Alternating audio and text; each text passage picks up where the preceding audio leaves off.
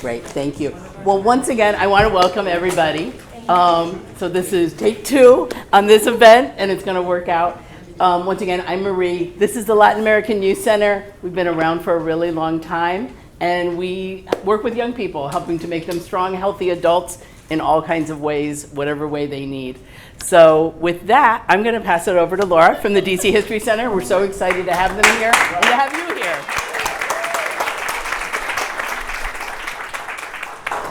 Okay, next time I'm preparing a song and a dance. But somehow I got scripted. So thank you, Marie. Thank you so much for that introduction and for welcoming us to this building, this space, and to your incredible work.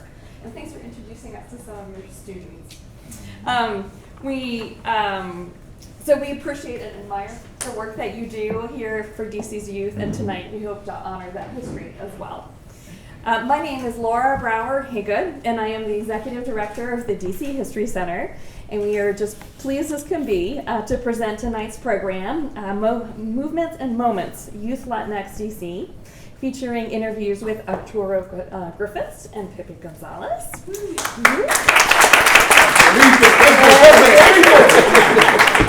And moderated by Luz Chavez Gonzales.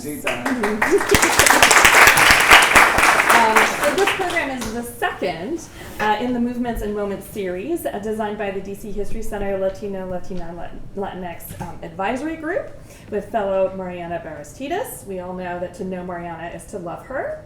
Spearheading the concept and design of this program. Thank you.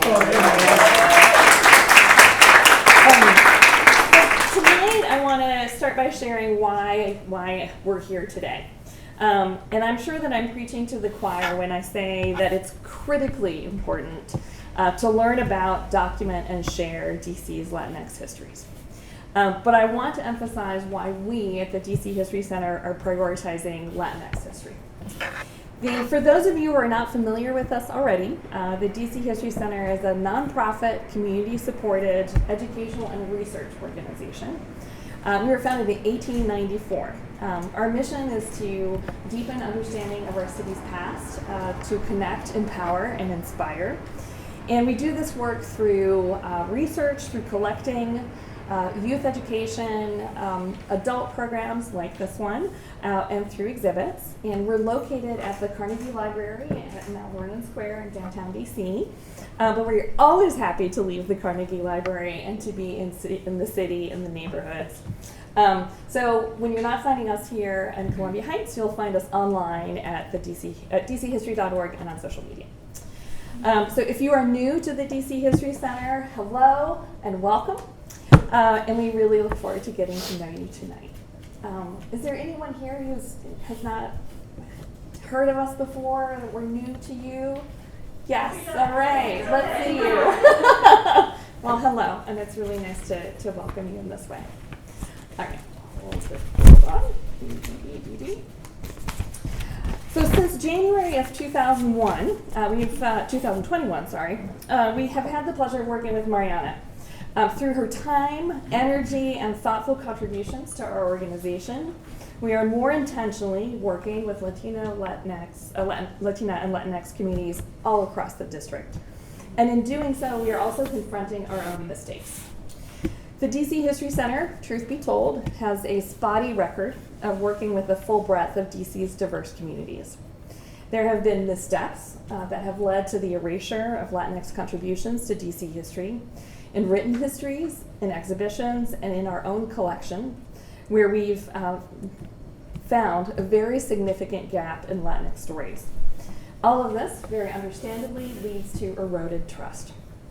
Now, I hope it's becoming evident that we're doing our work differently, not just by me standing here telling you that we are, but by really putting in the work to tell a fuller, a more rich, more accurate set of stories about DC, and paying close attention to who is telling those stories and in what spaces, which is especially why we're so happy to be here tonight. Our 3-year strategic plan, which was just approved, identifies specific outreach actions to engage Latinx DC through programs, collections, and community input. And most recently, I'm happy to share that we have officially formed the DC History Center Latinx Advisory Group, whom you just met. And this 10-member group, led by Mariana, grew from last year's working group, which drafted a white paper, which listed observations and recommendations for further work with Latinx communities. And this group is already getting to work to make an action plan to make good on these recommendations. And we're just thrilled by the way this group and this process has grown organically, authentically, and really meaningfully. We also want to hear from you. What stories are we missing? What names should we know? What locations do you wish more people knew about? And what should the DC History Center be doing differently? Let us know on our response board near the DC History Center table and in the post-program survey. So can someone point out that board for me? We'll be back up at the table. Okay. The blue board and their little white cards that you could fill out. All right. Excellent. Thank you. So accountability is part of community building, and we hope that you will trust us to hear and engage thoughtfully with your feedback. Now, just a few words about tonight's program. As I've said, Mariana has been critical in creating the concept for this panel, as has LAG member Rosalind Lake Montero. By looking back at youth organizing in DC through Arturo and Pepe, we hope to learn something about who was at the forefront of these efforts, what progress we've made, and to consider where we need to continue work in our organizing efforts. Now, you're going to hear a lot from Arturo and Pepe, and you might already know their contributions to the community quite well, but let me just give you a little taste. Arturo Griffiths immigrated to DC from Panama in 1964 and is a graduate of McKinn High School. He's worked jobs all across the city, including with the Department of Parks and Recreation. What we'll learn more about tonight is his contributions to creating access to youth services in DC and contributing to community building organizations and celebrations. He's left his mark on LAYC, the Latino Festival, and in 2004 founded Trabajadores Unidos de Washington, D.C., which advocates for D.C. day laborers. Our other interview in the seat today is Pepe Gonzalez, who has called Mount Pleasant home since 1963, a few years. He started his music career in his teens, starting the first integrated Latino and African American band, Zapata. He studies jazz, Afro-Cuban, Afro-Puerto Rican, and Afro-Brazilian musical styles and has performed all around the world. He was on the ground during the 1991 Mount Pleasant uprisings, a witness to and participant in the organizing that followed. And today he continues his work in music as an educator. And finally, I want to introduce you to Luz. Our interviewer tonight. Arturo and Pepe are known for their incredible activist work over the last decades. But in focusing on the organizing days of their youth, we wanted to bring in a youth organizer of today. Luz serves as the Maryland youth organizer of United We Dream, the largest immigrant youth-led network in the nation. Born in La Paz, Bolivia, Luz immigrated to the United States at the age of 4. In her junior year of high school, she learned about her undocumented status, inspiring her work to advocate for immigrant communities.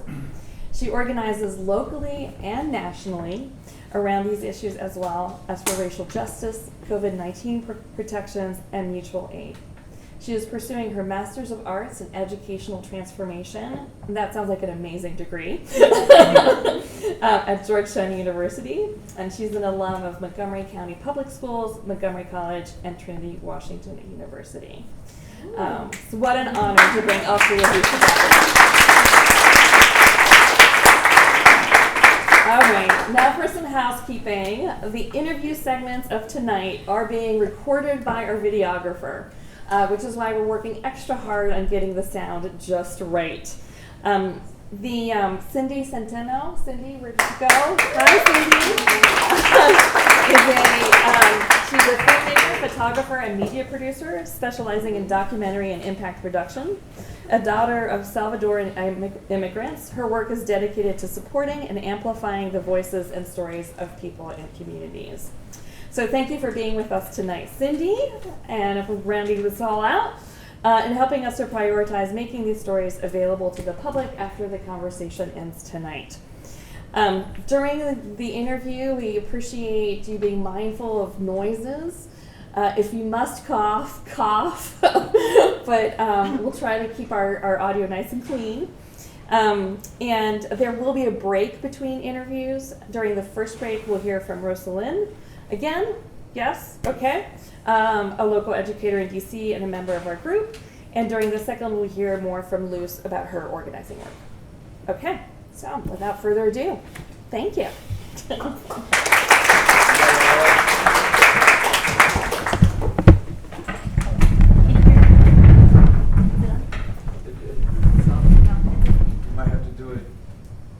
I'll use my organizer voice. There you go. Well, thank you so much for joining us, and thank you everyone for being here today.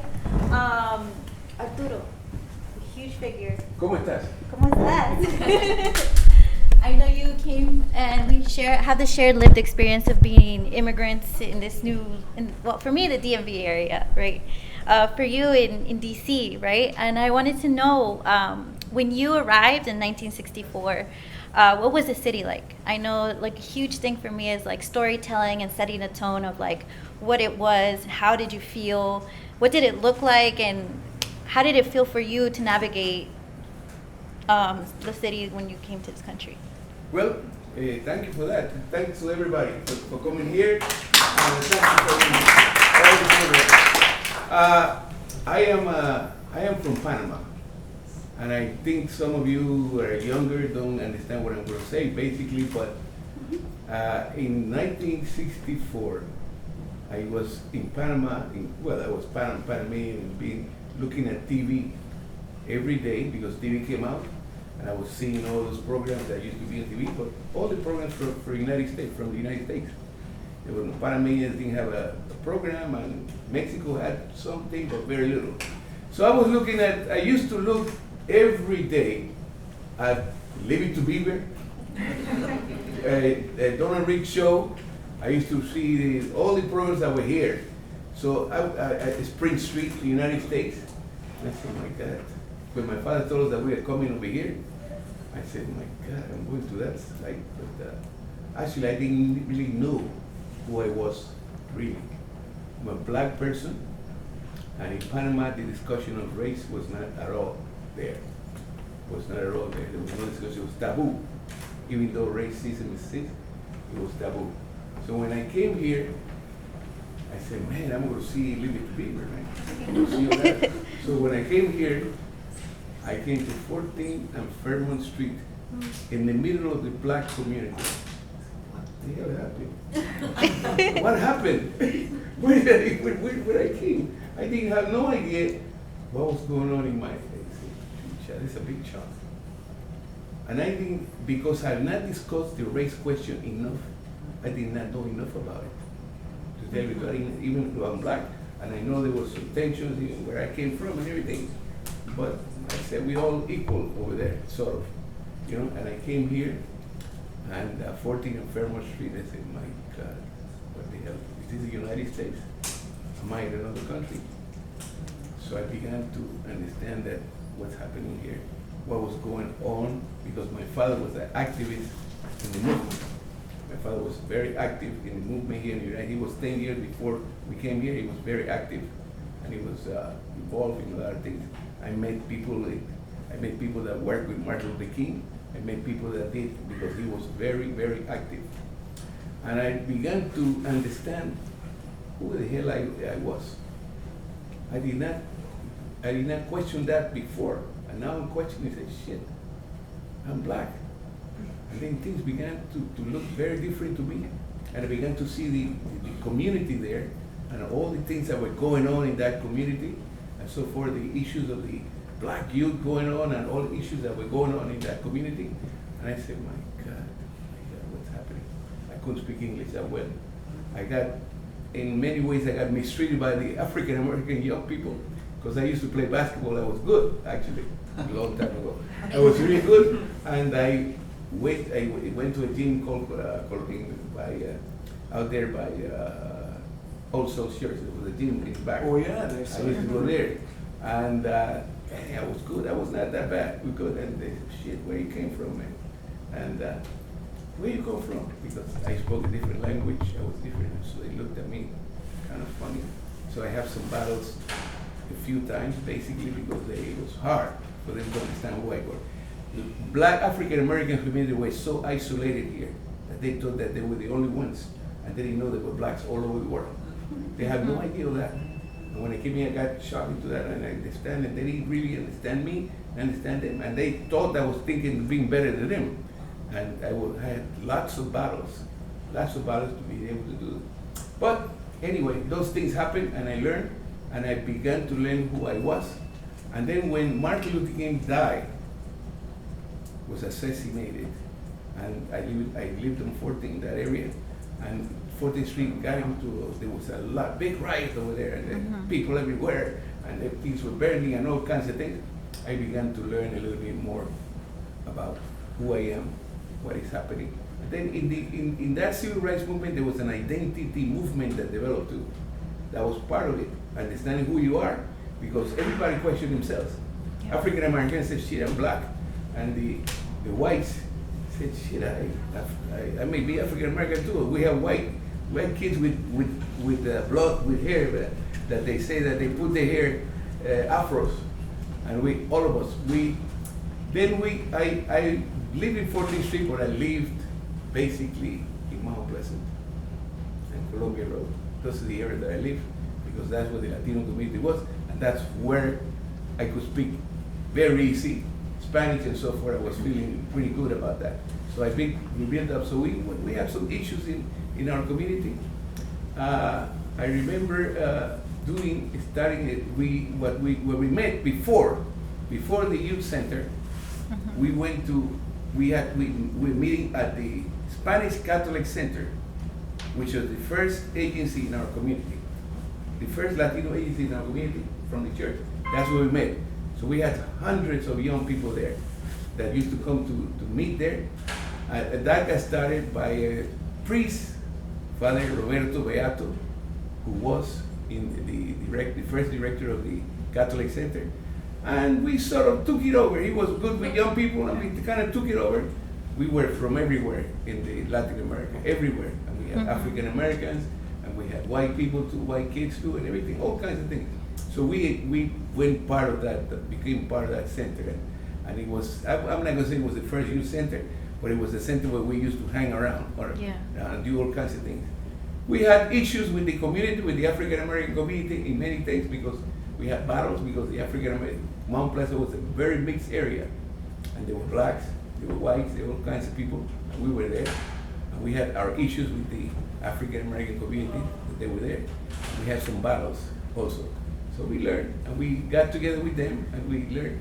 But one day we had, in the center, we had a big party. One of those Latino parties. And the African American youth came into the area and said, how come you didn't invite us to this party? I said, well, you wouldn't know what to answer. Can you dance with me? Yeah, asked that. And we got into a conversation there that got very hostile. And everybody started fighting. It was kind of very difficult. I think you were there too. So they started fighting and so forth. And we left. They left because we actually threw them out. We left. But we tore up all the basement of the Spanish Catholic Center in a fight. The next day, that was the weekend. On Monday, the Father Rutilio Riego, who came in, he was the director at that time, because he changed from the other guy, the other father. And he said, this is not a youth center. This is a social service agency. It's not a youth center. We said, what? All of you, we got goodbye. We can't be here anymore.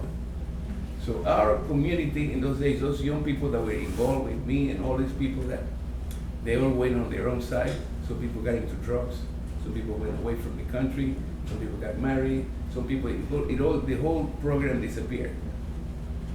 I was the only one who continued basically that. Well, they were there, but in the community doing something to organize.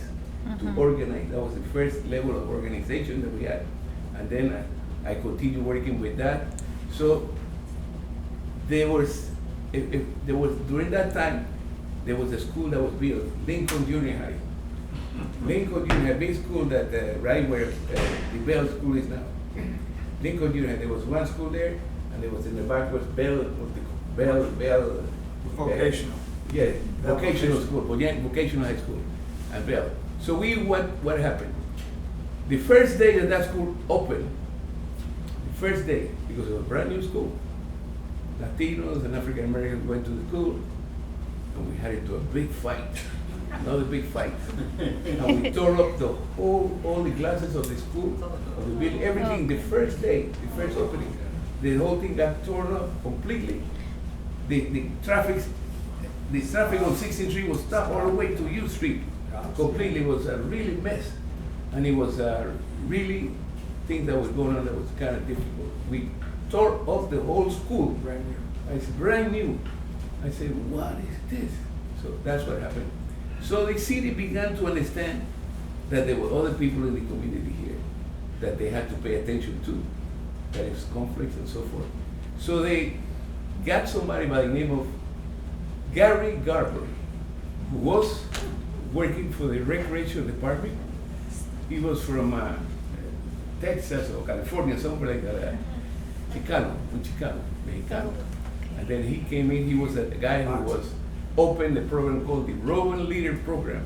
He was the first person who did that job. He used to work with the African American community with all them kids and everything. He used to take me over there to see them.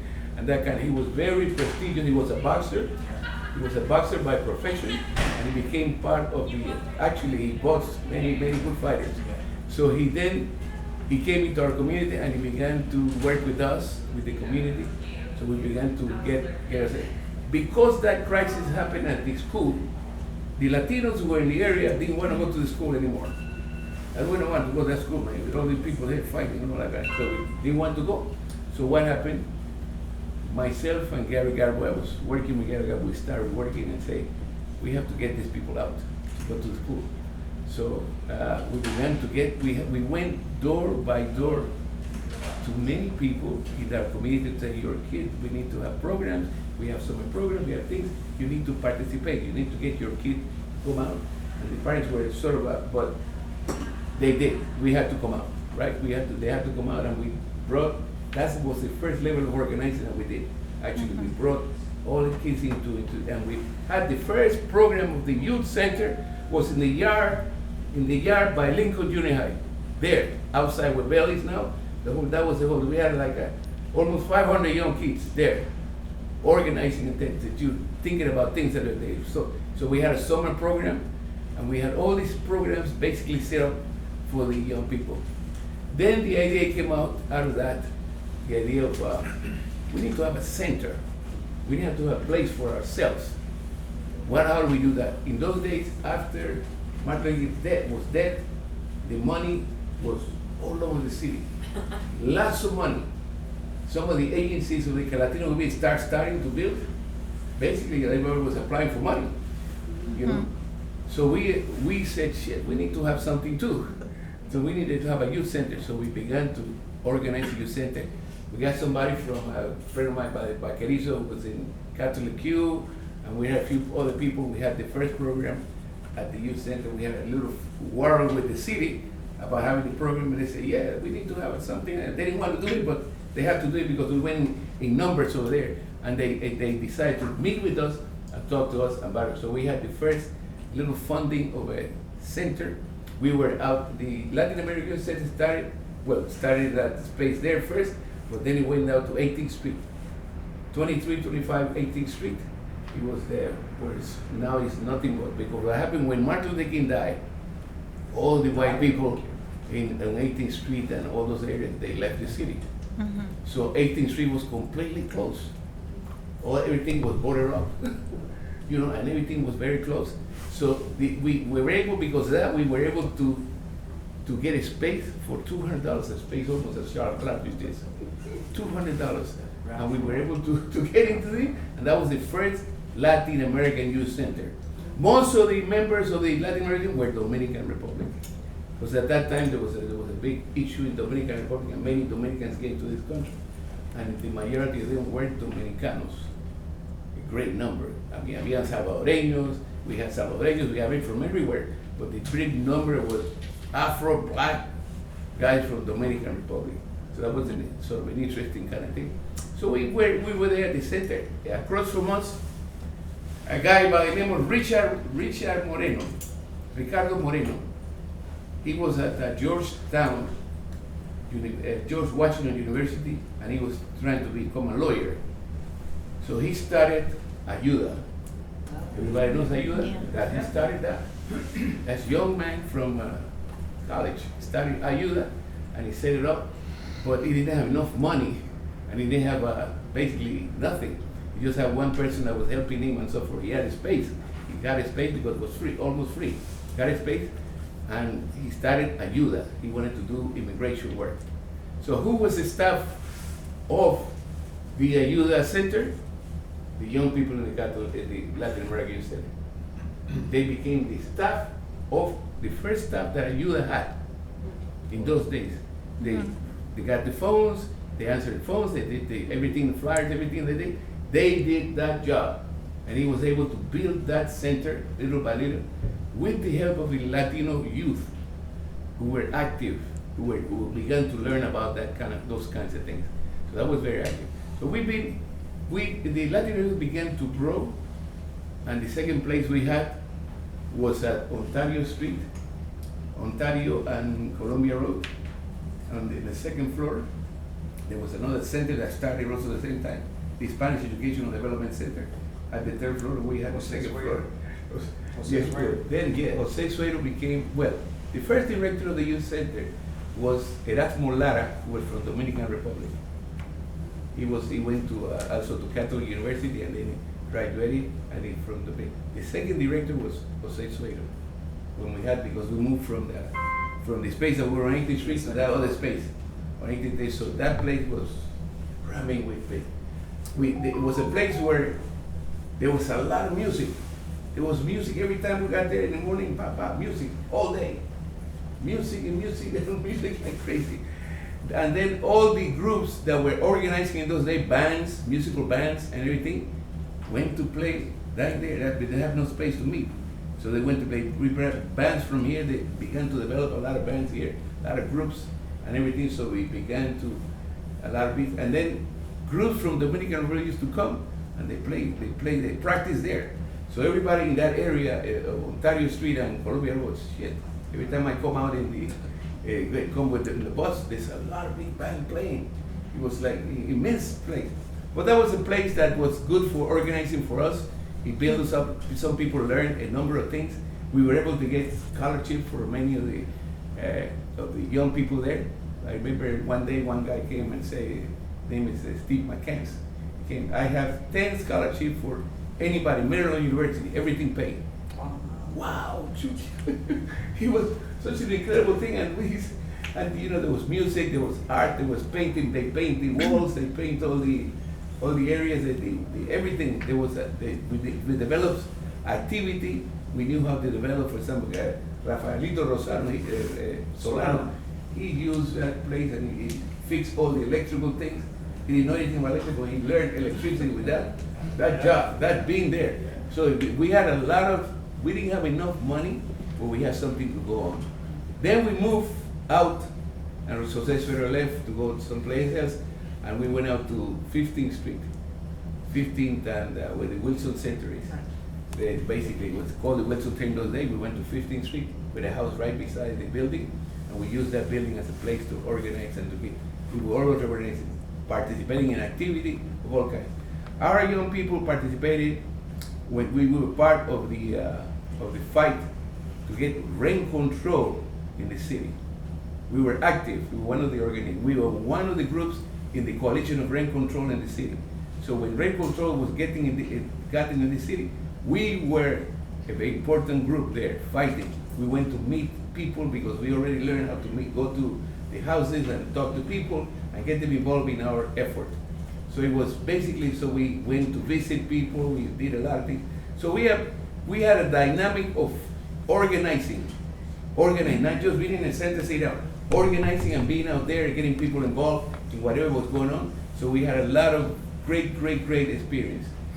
We participated I was like, you mentioned like a lot of organizing, cross-movement organizing within your own groups of organizers in the city, and how just like one young person would move on and build like such huge things like your friends that created like Ayuda and LAYC and everything. And I'm just like so inspired by the stories that you share about you know, like ideas that were literally founded in the basement Yes. of a church to community resources that we still continue to see today. And I just like really like, I am so inspired to be in space with you. And I actually wanted, and I know the young people were here earlier, but I just like wanted to really bring back that understanding of like the moments that you guys were in, the struggles that you guys faced, and like what you wish young people would know about the struggles that you faced, and what your generation really fought for, and lessons that you guys learned that they can take on and really Sure. like put I forth will- in that. I'm going to talk about just those kinds of things because talking too much of things, but basically that we were involved very much in the city for the first time in DC, the city council. A lady who was a member of city council, Wilhelmina Roller, she came out with a bill saying it's a sanctions, we sanctions the businesses if the business hire undocumented workers, we're going to sanction them. Basically, that's what the bill was saying. So that was something that hit the community from the city council. That was the first time, and it never happened again, but it happened. Wilhelmina put it out. She was not a necessarily a bad person or anything, but somebody advised that was something I needed to do because of these things. So we've built the biggest coalition that you can make, that you can meet. Young people and all kinds of people that were in the area built a coalition. It used to be called the DC Coalition on Migration and Full Employment. We had it very big. And we went and organized, brought a lot of people. We went down to the forum. They did a thing when it was passing the law. We went down there and we all got involved in that. Everybody testified. Everybody went there and we beat. That was the first victory of our community. We beat that whole bill. And that was what we were in Latin America Youth Center. They started the process. That was a big victory for us. And we defeated that, and the city council would say, woo, these people are already getting organized. So we had that. But like I said, we worked on rent control, we worked on those things. El teatro, right on Columbia, there was a theater called Teatro, there was a big theater in Columbia Road. Yes. We went there, we were there, and that at some point, every night, the only movie that was there is Mary Poppins. For many years, Mary Poppins, only because white people used to come from the other area to come to that particular theater, and that was their thing, and it was open only at night. And then at one point, I guess, I don't know what happened, the tie got tired or something, they wanted to close that. And we said, we want that theater. We want that theater. That theater should be open for the community. And we had a big rally outside, all young people from the youth center, and people who were interested in having Spanish movies and that kind of thing. That was a chance for us to have movies. There was one movie there. There was another movie out in Georgia Avenue, was the Colony movie that was there. So we had a fight at that particular place to have that great theater. And somehow or another, our fight convinced the owners to give it to somebody in the community, to a leader in the community, and say, okay, you open the theater. You keep it. So we had that theater open up, and so forth. So that was part of our effort. We worked on something. We worked on Cesar Chavez. Cesar Chavez was at that time doing a big battle to organize the grain workers and the lettuce workers and all that. That was a big national event, national fight. And we were the Latin American Youth Center, young people. We were out there passing flyers. We used to go at the Giant on Columbia Road and everything, pass flyers. Yeah. And we were able to get Chavez to come to see us. Chavez came all the way from California to talk to us and to see the community. We invited at the Wilson Center. We opened up the whole place, and Cesar Chavez came and talked to all of us. Thank you. Let's organize. Let's keep going. That was another kind of victory that we had that was great. But the organizing is absolutely necessary. We have a situation in our community where we have a lot of agencies, and the agencies don't do any organizing. Yep. You have all this, even Ayuda, all this agency, even the Latin American Youth Center now. We're not doing organizing enough. We have so many issues in our community that the young people need to be out fighting. Yeah. Fighting for the best, not only for them, but for the rest of the community. And they need to learn, this is the way, the only way you learn anything about it, you go out and struggle. You learn books, you read books and everything, but you learn more when you do the action. That's where you learn most of it. So I grew up basically with that. Even though I went to Howard University and I studied there, and where I saw the African American community fighting, I was in a group there that brought Stokely Carmichael to the school, Rap Brown, all those people. So I learned about all them individuals, and I learned myself, and I became what I really should be, African American Latinos. Where the other issue that we've had over the years is the question of race in our own community. Yeah. We've had that issue that is being hot for a number of times. I've been in the street. I remember going in the bus one day, and I sat down and coming into the bus on 16th Street. I came in the bus, and I sat down in there in the bus. There was a lady that came after me. She sat down a little bit close to me. She was kind of angry, and I said, ¿qué está pasando? ¿Qué le pasa? Sí, no, estoy disgustado con esos negros. And she's right there with me. And she's right there with me. And she estoy disgustado con esos negros. Así nada más. Shit. I didn't know what to tell her, anything, but I was kind of, but I know that she don't have the sense of the idea of what's really going on. And I couldn't attack her and anything. I just said, no, yo no creo, pero tú me estás viendo a mí, oye. Y ella dije, no, pero tú eres latino. I don't know about that, but that's some experiences that we have in our community regularly. All these centers that were developed out of that time, because there were many. They had no Afro-Latino working there. They had no relationship with the black community, nothing. That was something to think. So in our community, we began to organize and say, we need an institution that deal with the Afro-Latinos here. We are too passive, and there's so many out here, but we are not Dominicanos, Panameños, everywhere. So we decided to do El Instituto de Estudios Afro-Latino-Americanos. That was something that we all worked together, and we formed that institute. That sort of died out a little bit because we had a lot of fights among ourselves. The thing sort of died out, but that was an interesting thing that developed out at that time when I was actually out there.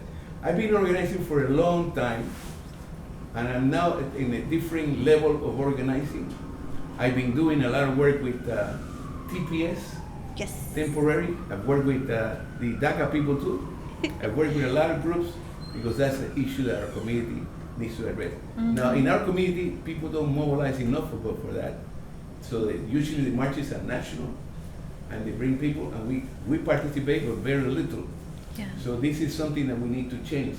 In DC, the community don't participate in national marches. I don't know what it is. They don't go out on the national marches. Some people do, but not many people. All the marches come from out of town. Yeah. And it's incredible that that's happening here. I can't go over there, that kind of thing. But that we need to develop that. So the message that I have, I am also involved with a lot of international things. Because we live here, but we are a product of Latin America, a product of Africa or whatever. We are here. And we have issues in our own countries that we need to look at. So I've been a person that is now more involved in questions like what is happening in Salvador, what is happening in Venezuela, what is happening everywhere. And I'm realizing that Latin America is hot, changing their status and stating to the Monroe doctrine that you all need to look, go to hell, man. We are going to be independent and we're going to be different. So we are here, we need to understand that. It's not just about ourselves. We are part of that whole process. We came here because our countries were not doing that well. And because another country was in the middle of their lives. This country. Exploitation and all kinds of things. So we need to understand that. Yeah. This middle class here was developed by the exploitation of Latin America. This is something we need to look at. And I'm developing to this point where I need to, so I begin to understand. I'm now a leftist, because that's what it is. Because also at one point in the community, people from Chile and Nicaragua and all of them came in exile. They were exiled, young people like us, young people, not like me, but like you. They came in exile, and they came here, and they were thrown from their country, and they came to this country. What happened in Chile when they killed Salvador Allende? All those people suffered a great deal, and they came to this country. Many came to this country, and they came to Washington, and they formed what they call El Centro de Arte. Centro de Arte was right there where the youth center was, right beside there. Actually, it was a place where you went to, and you could learn any art thing that you can think of. Music, theater, painting, everything. It was very simple. You just have to go there, and a lot of that, they helped to develop a lot of artists of our community, a lot of painters. So Mariba, who used to be in the youth center, he also painted that. He painted a lot of walls in the city. Painted, guy that didn't know anything what a pencil was. He painted a lot of things in the city, and he became he's a famous painter of murals. He came out of the youth center, but also came out of the relación con la casa, el centro de la casa. So we had a lot of shows. We brought all kinds of artists from all over the country, and even from all of Latin America to the La Casa. We had in the Wilson Center, we presented a lot of individuals that were great artists that hardly anybody knew, but they were. We brought Silvio Rodriguez one day.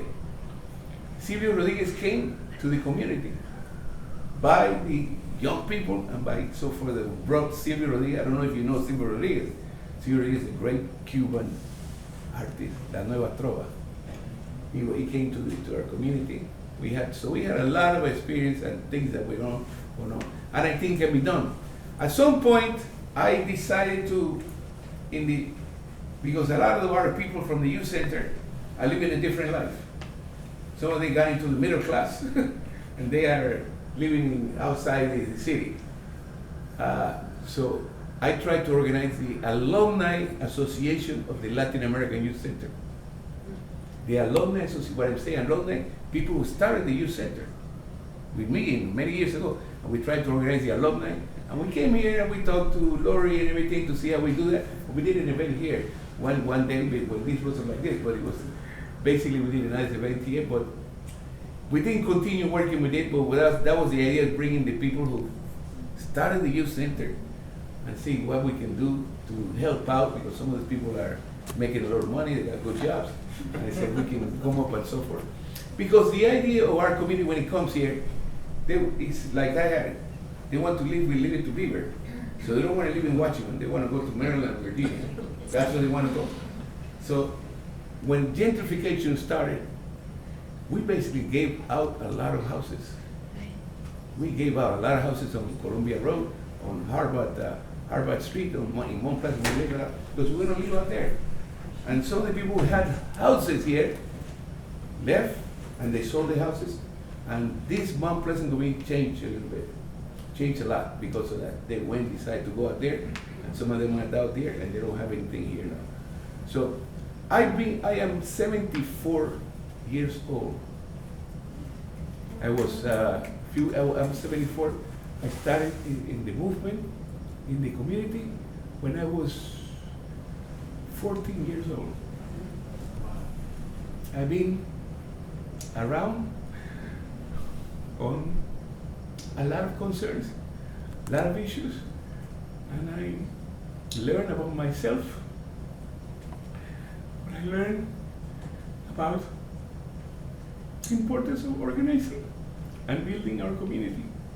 Because all immigrants community that come have to fight to get in the middle of the society.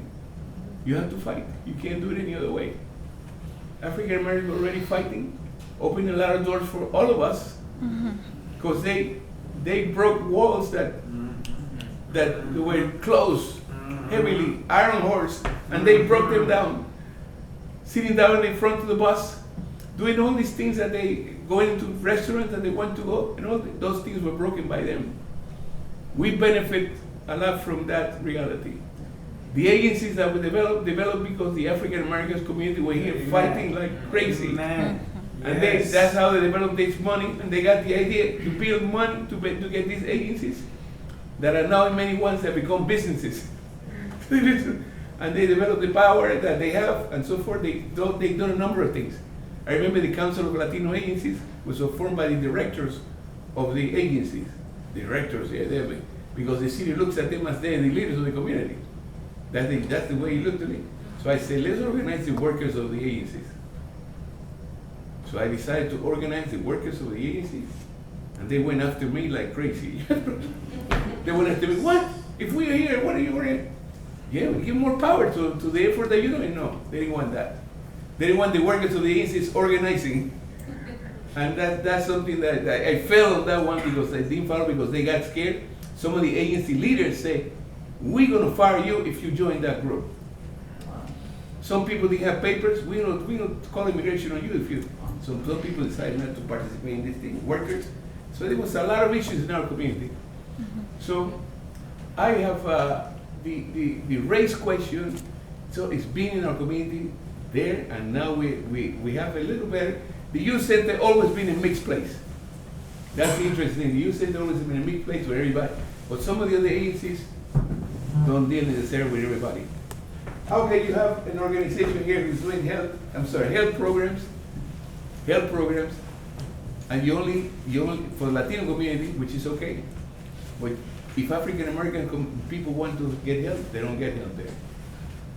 Even in Central America, you have you have the organization that does immigration. Only Latinos. And sometimes not even Latinos of other countries, just Salvadorians. Big questions. There's a lot of things that we need to do. So I'm here to tell you that we need to keep organizing. I want to put my time with you to build the community as much as we can, to build an organization. At one time they called me, why don't you do a project of organizing in the Latin American Center, teaching how to organize. I can do that, I could do that, and I want to offer my services and be with you. I am 74, but I'm gonna keep fighting.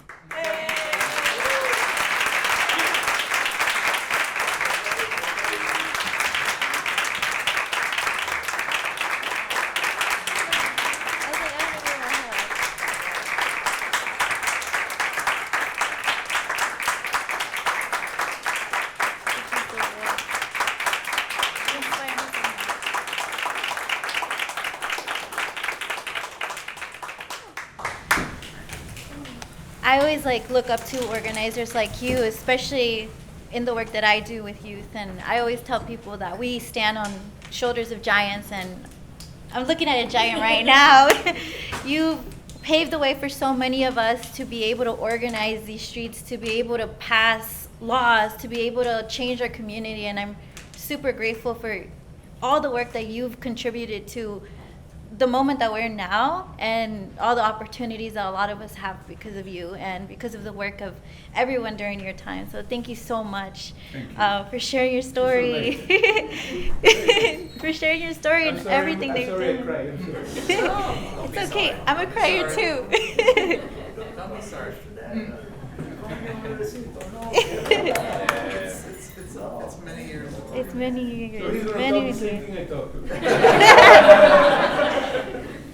So Pepe, I want to dive into what we were talking about earlier about anti-Blackness within the Latino community. I wanted to get your take on how have you contributed on trying to really bridge lines and really tackle that issue, especially in a city that's known as Chocolate City. I wanted to know, how did you confront anti-Blackness and really strive forward and trying to like, bring that attention to our community here? Well, first of all, I have to say that I had a mother who was, as far as I was concerned, I've never met anyone like her. Never showed me any difference, never spoke of any difference. Mount Pleasant in 62, 63, 64, as a 10, 12-year-old kid, light skin, pequeño, was a no place for me. So I had two choices. I didn't understand the dynamic that was occurring. I went through I was in the same, we were all in the same thing in those fights. But I knew something was wrong. Light skin like a mofo. But I knew something was wrong. Because the black sentiment was the sentiment that I felt, the sentiment that my mother taught me. My mother was 4'4", light skin. She was the only mother, the only woman in that neighborhood that never got beaten, robbed, or anyone transgressed against her. Just to show you her spirit. It was so powerful that she would walk the street, hi son, and old man, black man, because it was all black back then, South Carolinians, North Carolinians. Ma'am, how you doing? Son, we doing fine. My mother could hardly speak English, but everybody loved Mom. So Mom gave me the heart that I wanted to grow up with. But the violence in America did not give me that chance. Like, he was mainstream. There was a subculture of Latinos. There was a very small Latino faction, but it was a total subculture from the mainstream level of culture of the Latinos. Yes, I was here in the 91 riots, but I was here in the 68 riots. And may I say that there were only 3 Latinos that were out there on 14th Street. Now, I knew better I knew better because my mother said, no, si no es tuyo, no es tuyo. Do not transgress, blah, blah, blah. So I didn't burn, I didn't block, but by then I had already made a lot of black friends. So I'm out there hanging out, looking, like, what the hell is going on? I knew that MLK was killed. And I understood that passion, but the burning down of our own joints is like, yo, whoa, man, this is where we shot, man. No lo entendía, I couldn't understand that part, but I could understand the frustration. Yeah. So how did I come about that? Well, that subculture was, it was a Guatemalteco family, Los Batres. George Batres, Mami Batres, and Chong. Basketball playing cats, the brothers didn't even want to play with those cats. Those Guatemaltecos play some basketball, that the brothers would get in fights with them just because they lost the game. That's how bad these Guatemalteco brothers were. Then there were 2 Chicanos, Eli Herrera y su hermano. 2 Chicanos. Little Ernie talked to the black cats, yo man, what's up, pal? How you doing, man? I mean, they loved it because he didn't speak like the rest of the Latins. We spoke Mount Pleasant. See, we spoke Mount Pleasant, and we lived on Mount Pleasant. So we started, all the brothers would say, yo, man, and they would throw things at us. So we would run to Ernie's house, in which he lived on Mount Pleasant, and we put all the loots in there, all the looting in there. We looted, we had like about a quarter of a basement full of, like y'all wouldn't believe. I mean, and there was only 3 cats. And that was El Dominicano, Rudy Morales, Flaco Frío, or Ratón, como le llamábamos. Flaco Frío, me, and Ernie were the only 3 Latins in 1968 riots present. Because the rest of the Latinos were home, everybody, like they did like the white folk when they first moved down on Mount Pleasant, they would close the curtains, close the doors, lock the gates. You understand? Todo. We were out there. Why? Because my mother didn't teach me any differences. I was just 15. Then I took it upon myself to realize that my community was not really, because we were a subculture. We were long hair, bushes before, I mean, I had hair down my chest. reach back. You know, we dressed differently. We just dressed completely different. That's why all them sisters loved us. Because we were some fools. We were some fools. We were some fools, and we talked like Mount Pleasant. Yeah, I have a little accent, but I talk like Mount Pleasant. So the black cats started going, man, this Negro was just like us, man. Yeah, this Negro was just like, yeah, y'all some, you know, you're my Negro. You know what the word is. Is the other word. But you're my Negro, bro. Even if you don't get no bigger, you're still my Negro. And I'm like, yeah, bro. So we grew up with this. So what happened? They're outside facets. They're like I said, he's mainstream. I'm subculture, y'all. So y'all gonna hear from a whole different perspective. Now, when I turned out to be in the street, I'm a little dude, and I had two choices: take it or run. Damn if I ran. I got more broken bones in my body than probably all y'all put together. Serious. I got my nose, my jaw broken more times than you can count. I got my teeth knocked in so many times that I'm still glad to have 90% of them. I got almost every bone in my body broken up. Why? Because a lot of times it was the outsiders from Mount Pleasant that came and tried to get some. So who they get? The smallest scat, the lightest scat. So it got to a point that I just couldn't take that shit no more. And I became one of the wildest motherfuckers in the street. Serious. Cats would look at me, big brothers would look at me, they go, no, that nigga be crazy, boy, you all better run the other way. I was insane. Why? Because it was the only way that I could survive America. But how did I survive America? Through the indoctrination of black folk that took me and they showed me the ropes in the subculture of what we call Latino out here.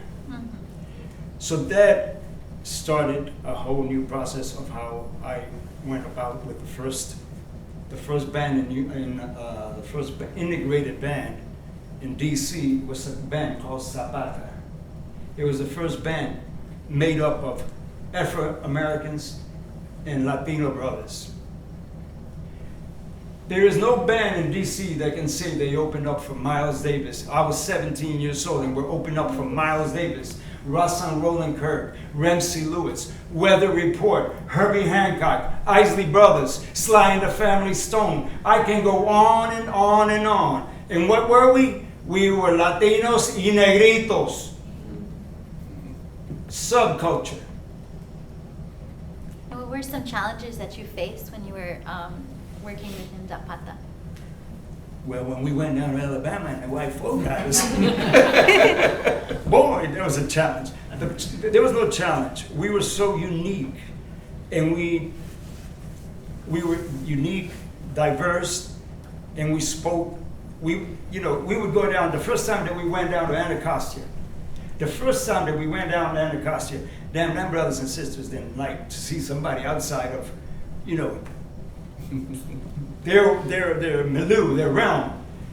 They say, y'all motherfuckers go back on, Northwest, man, y'all motherfuckers go back where y'all came from.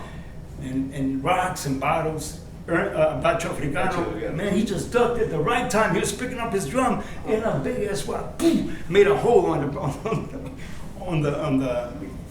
the stage. So my man Ernie, as crazy as he was, Ernie, that dude was so insane. He gets in the microphone. He asks the sound man, "Give me a microphone, man. This shit gotta stop." So now, believe me, y'all, Fort DuPont, you're talking about 2,000-3,000 blackheads, man. I mean like a sea of blackheads, right? My man gets on the microphone and he says, "Go back where we fucking came from. We from here, y'all." And he says, "We bring y'all hard funk, hard rock, hard Latin music, and hard motherfucking fists." Oh Lord, he didn't. That whole sea of blackheads went. So we had two choices: get back inside the truck and run out of here, or stay and present ourselves to them. We did. Lord. Southeast will never forget that, because damn, all the brothers and sisters were, hey, because we had some of the baddest percussion breaks in that band. See, that's what made that band. We had all these we had 4 percussionists, and everybody in the band could throw down in the percussion. So when we threw down, ay Dios mío, that was it. And then another movement came out of that with the Father's Children. Remember the Yeah, band Father's yeah. Children, which were with Bits and Pieces. Right, Bits and Pieces. This was a Muslim band of all brothers, black brothers. And we got together with them one day because we rehearsed in the same place that belonged to the Muslims from Bits and Pieces. They had this place that they were not using, and they let us, rehearse there, both bands. And we started speaking about what can we do, man, to bring our communities together. So right around 2 houses up from Bits and Pieces were the Black Panthers. Which la vanguardia. See, I'm 13 years old, and my older brother says, yo, Jack, you coming with me? And we would go Tuesday evenings, we would go to the Black Panthers political awareness classes.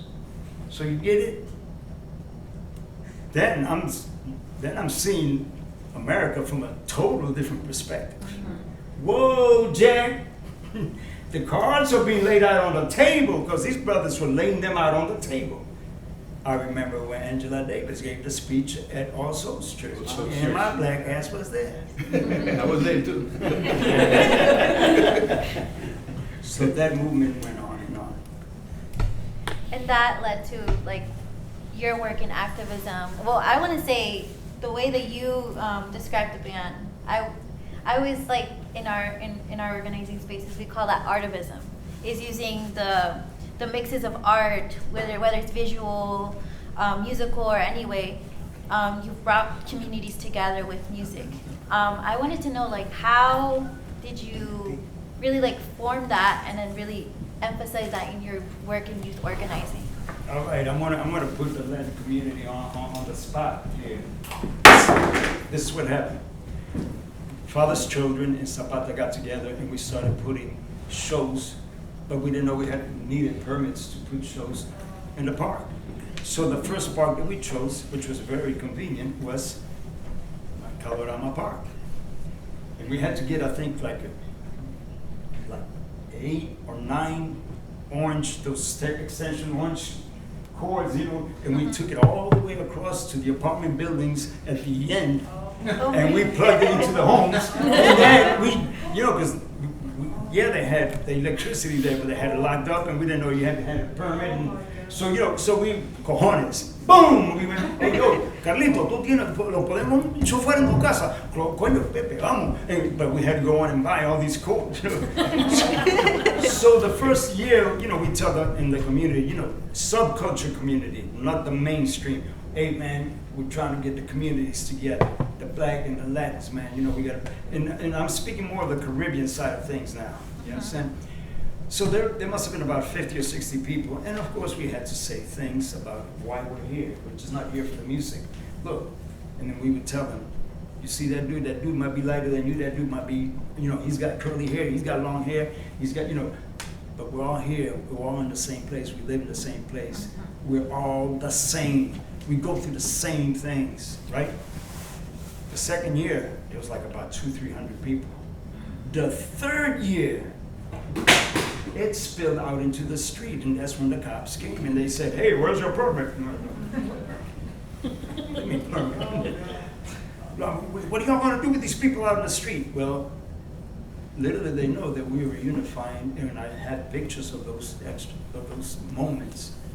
And they were not aware that we were trying to unify through basically, look at yourselves, look, we're a reflection of each other. And this became a predication that we just did. We just predicated all the time. No, coño, man, ¿cómo que el negro? Es tu hermano. What do you mean the Latino, the Spanish boy that speaks Spanish? That's still your brother, dude. And we would be very aggressive with making people understand that. The fourth year, the politicians in the Latino community asked Zapata to come over and have a meeting. And they wanted to start a new day in the community. El Día del Festival Latino. And I go, pero Latino. Sí, eso está bien, pero lo que nosotros hacemos, what we do, lo que nosotros estamos haciendo es para el pueblo nuestro, negro y latino. No, Pepe, pero este es solo el festival para los latinos. May I say that I've never ever played, and I'm a performing artist and I've been performing all my life, I've never played one Latino festival in the history of the Latino Festival because they left my people out. Now a lot of people look at me and they go, coño, ese es un blanquito, un, you know, light-skinned dude. Yeah, right. Yeah, aquí clarito, aquí negrito. That's it. Yo conozco dos personas en mi vida que son latinos, que tú los ves, son blancos, pero inside son negros. Inside they're black. They talk like the black. They handle themselves as the black. Right here, y otro que se llama Jaime Cruz. Bronx, New York. From Bronx, New York. He's a white guy, black inside. He knows African American history like no African American knows. Yeah. He knows everything. He's really, and you have those kinds of people. You have those kinds of people in the community that grew up together with the blacks. And they are black, even though they might be blonde or everything, they're black. Sort of interesting what you see. And that's a mixture that you have in our community. You have some African Americans that speak Spanish now, because they live here with the Spanish community. So you got a lot of different things that are going on that is interesting. The youth center was always, I mean, the way I was always fighting. We were fighting all the time. The Latino Festival, we are the ones who sort of began to start it, because the festival started because the community in general, the city did not understand that there were many Latinos here. They said, well, you're only a few of them. So what we decided to do, we're going to show you. We're going to do an event, a festival. They didn't want us to do that. What are you going to do that for? We started with this. We had to get permits and everything. We were able to do festival. Llegaron 1 millón de gente. Latinos said, shit, you guys are here. You guys are here. Believe me. They realized that was it. They wanted to do a parade. They didn't want us to do a parade. What are you going to do a parade for? We started, we convinced them that we need to do. We had one of the best parades ever. A lot of people said, shit, these people are really, they're here and they're moving, they have food, they have everything. It was great. It was a great public relation thing for the rest of the community. So we basically began to learn, begin to build. The young people from the youth center, because the festival was one day, the young people from the youth center, we want another day, youth day. So we had to convince him. So it was Saturday. So we had 2 days. We decided in the youth center, we want another day. And we have to have it a youth day. So we did a youth day. It was great. There was a lot of things that the festival has been. I ran to become part of the festival, the president of the festival. I had a lot of battles to become the president. A black guy was not open to be the president of the festival. And actually, the other person that was against me was Jose Suero, sort of from Spain. That way, I mean, he was born here, but basically from Spain. So they put me, we went against each other. I don't know if you saw there's a history there. And what happened? There's a newspaper that was done in the community, Latino community paper. And they put an African guy going up in the hill, going in a tree. And they said, this is the festival of the president. They sort of acted like that. It was a human rights kind of thing too. It's like, this is the president of the festival. So I faced a lot of issues, but I became the president of the festival, and I did the things that I needed to do. The festival was successful and so forth. We moved from where we were into the center of the city because that place has so many people that used to come to the festival, and it was dangerous kind of thing. People drink, they do things, and they cause a lot of problems. So we decided to go ahead, let's go down to the monument. And that's where I put the festival, in the monument. We had the Constitution Avenue, we had the parade, and I put it there. And it was a big battle with the federal government. a big battle. We had to go to the Department of Interior and everything to fight, to get them to approve the fact. They didn't want to approve it. We put it there. The person who came after me didn't pay the bill that had to be paid, and they threw it out back in the street. So we went back to a constitutional. So basically that's, I've gone through a lot of different changes because of the person that I am and the family that I am. I came from an activist family. My father ran for mayor in the District of Columbia. The first time there was a mayoral debate here, my father ran for mayor. He was a very strong activist. I come from a family that we sat on the table and we talked politics all the time, every day. What is happening, what's going on? We had politics in our mind. So I'm a person I'm a human rights person, no question. Everybody is the same, we're all humans. And I'm looking at not only the Afro-Latinos now, I'm looking at the indigenous people that are fighting all over Central Latin America right now. They're fighting to get free from the independence and from the control of this country, really, and the ruling class that this country made up in their countries. Because it's true, we have two enemies. The enemies that are inside our country, that is ripping off everything, and the ones from outside. And I'm sorry, if you guys in the United States with reality, we have to pay more attention to that because that's our people suffering. In Peru, there's a fight right now that the whole country is fighting. And you can't get down the ruling class that is there, that have been ripping off the lives of their people for so long. And you can't get them down. And we are not saying anything here, we are quiet. We are quiet, we're very quiet here. we have a situation in Ukraine. I have to talk that because they don't want me to talk about that, but basically what's happening in Ukraine is something that was developed here. Something that was developed here. It's not that the Russians went in there and fight. They were trying, the Russians have been on the attack for years, for many years. That's a country that's been on their attack. The United States, if you see the map, the United States has missiles all over Europe. All over Europe. Missiles that can destroy. And they wanted to put a missile now in Ukraine, which takes 15 minutes to go to Moscow and break them down.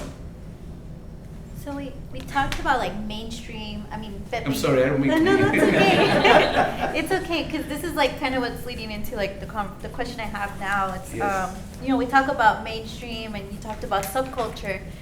Whenever we're in DC, oftentimes the stories of those that actually have lived here, the natives in this city, are often not listened to. When something national happens, something international happens, we always set back on DC, but we rarely talk about the histories and the lived experience of those that lived here for centuries. And I just wanted to really ask you a question of how can youth that live in the city get more involved into issues that surround their community? Because oftentimes we always see sometimes the focus is always on something that's national versus something that's happening locally. Because I often saw that within my own work in regards to immigration, but yet there's still things happening within the immigrant community here in DC. So I just wanted to circle that question back to you, Pepe. The thing about it is that when we were coming up, there were just very few places that you could go on and expound on the political aspects or what do we need in the community. Now there's so many that I don't even know how to go about it. You understand? So I carried on in a personal way. Like my older brother had La Bicyclette on Mount Pleasant. La Bicyclette. And then he changed it because bicycles in the late 60s when nobody was riding bicycles because they thought they were too cool with cars. So he transformed it into the Puerto Rican rainforest. And then he gave that up and then decided with my younger brother, Pinky, took over and it became Brothers and Bicycles. Now, Brothers and Bicycles were not just because it was him and our two adopted brothers. We adopted them because their parents died. And because, whenever I was in plane, I would go by there and help. But it meant brothers. Man, Mount Pleasant. We became more of a community service than a capitalistic endeavor. We, yo, man, I can't afford that. Damn, dude, how much you got in your pocket? Man, that's less than I paid for it. All right, man, no labor. We reared 3 generations there. My younger brother got shot there on an attempted robbery by 2 black cats from Southeast. I didn't call them brothers. 2 black cats from Southeast. All right? 2 bullets in them. Lord, them 2 cats wish they never had done that. They thought they were coming to rob some dumbass Latin dudes and black dudes. Damn. When the police came in there with their guns drawn and they shotguns and all that, one more second, those 2 cats would have been crushed to death.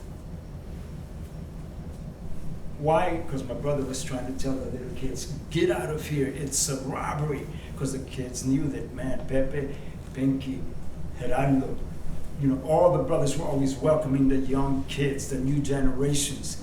3 generations came through that bike shop, and they still come today.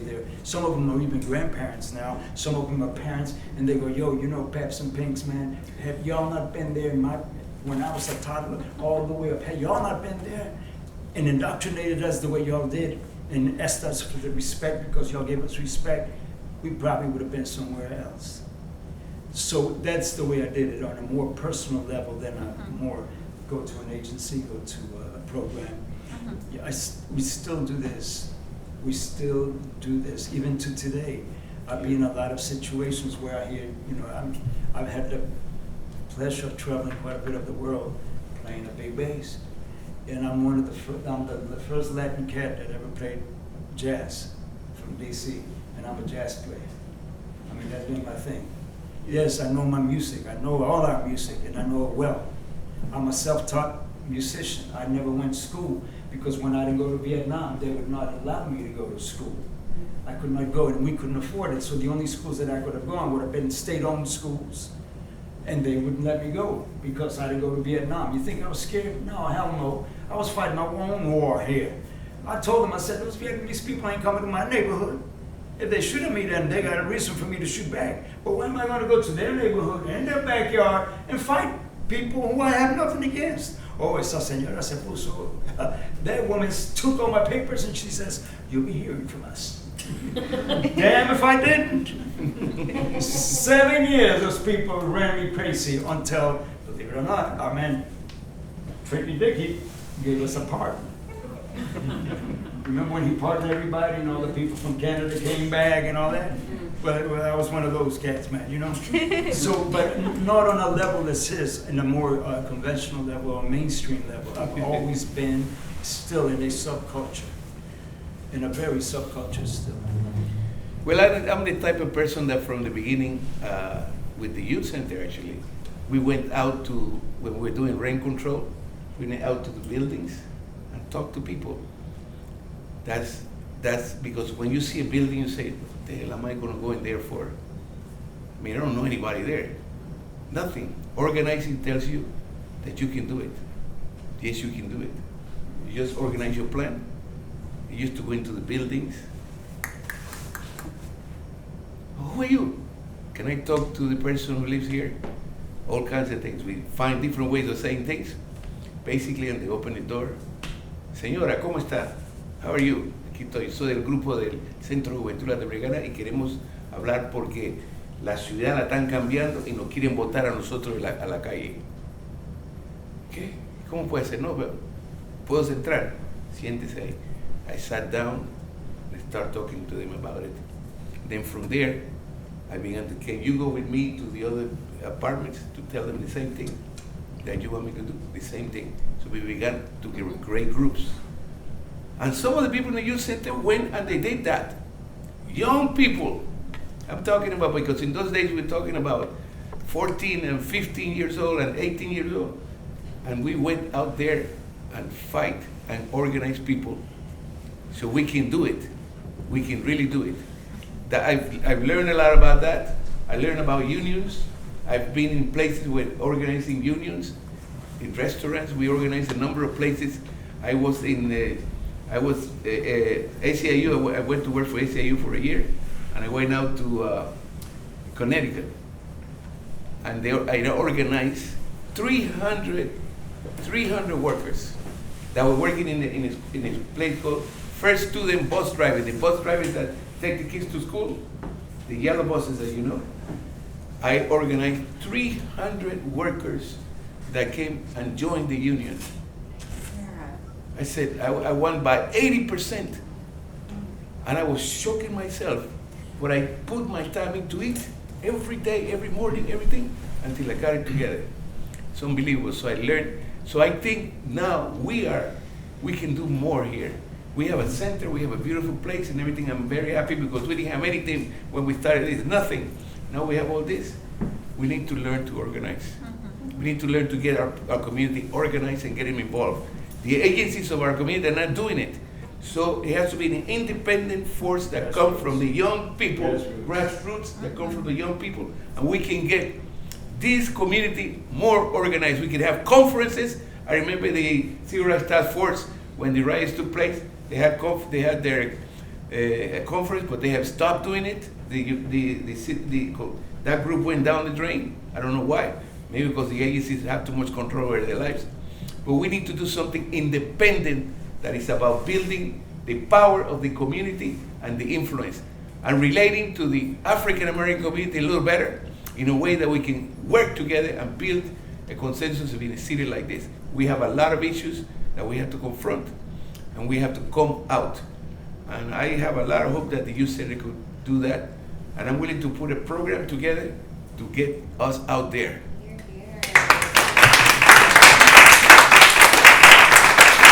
Thank you, everyone. Thank you so much to our panelists, to Luz, to Latin American Youth Center for making the space for us to come together. You know, something that became apparent to me in listening to this conversation is that evolution requires that you grapple with where you are today. And in order to really do that, you have to look back to where you've come from.